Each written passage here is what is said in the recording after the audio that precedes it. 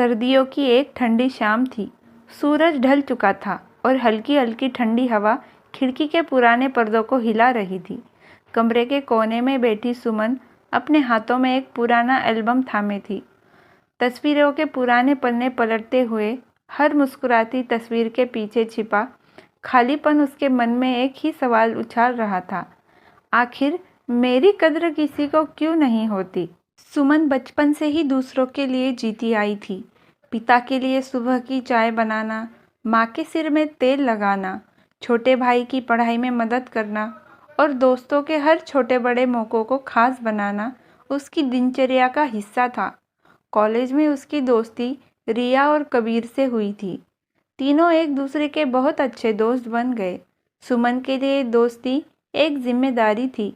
रिया की परीक्षा के दिनों में वो उसकी मदद करती, कबीर के उदास पलों में उसे हंसाने के बहाने ढूंढती।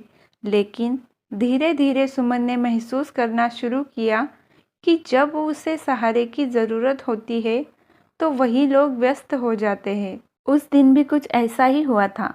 सुमन का जन्मदिन था। पूरे दिन उसने परिवार के लिए काम किया, लेकिन किसी ने उसे जन्मदिन मुबारक हो तक नहीं कहा।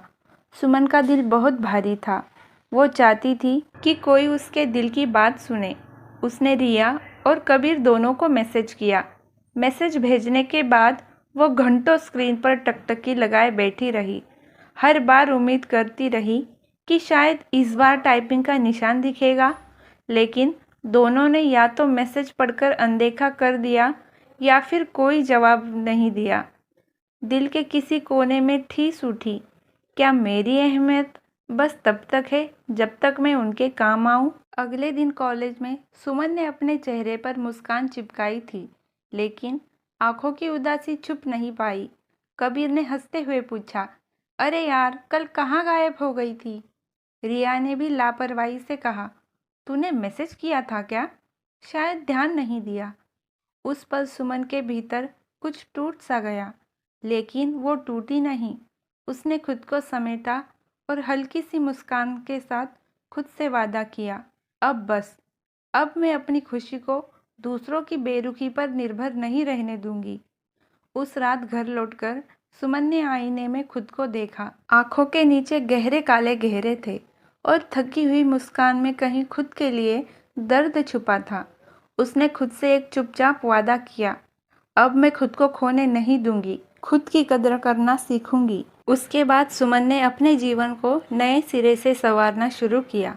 उसने पढ़ाई में फिर से ध्यान देना शुरू किया, डांस क्लास ज्वाइन कर ली, पसंदीदा किताबों में खुद को खोने लगी। धीरे धीरे उसने छोटी छोटी खुशियों में अपने लिए जीना सीखा। कभी अकेले कैफ़े में बैठकर कॉफ़ी पीते हुए किताब पढ़ना, कभी बिना वजह बारिश में भीगना, कभी खुद के लिए एक छोटा सा गिफ्ट खरीद लेना। अब वो दूसरों के मैसेज सीन का इंतज़ार नहीं करती थी। उसे अब किसी और की स्वीकृति की ज़रूरत नहीं थी, क्योंकि अब उसने खुद को देखना और समझना सीख लिया था। समय के साथ वही लोग जो उसे अनदेखा करते थे अब उसकी तारीफ़ करने लगे, लेकिन इस बार सुमन मुस्कुराती थी अपने लिए। उसे अब दूसरों की नज़रों में नहीं, बल्कि खुद की नज़रों में अपनी अहमियत दिखती थी। कहते हैं ना, जब आप खुद की कद्र करना सीख जाते हैं तो दुनिया भी आपकी कद्र करने लगती है। और सुमन की कहानी यही ख़त्म नहीं हुई थी। ये तो उसकी ज़िंदगी की असली शुरुआत थी। एक ऐसी शुरुआत जहां वो अपनी सबसे बड़ी साथी खुद बन चुकी थी। दोस्तों, अगर आप भी कभी खुद को अकेला महसूस करते हैं तो खुद से प्यार करना सीखिए, क्योंकि जब आप खुद को अहमियत देते हैं तभी दुनिया भी आपकी कद्र करती है। तो आपको ये कहानी कैसी लगी कमेंट में ज़रूर बताइएगा।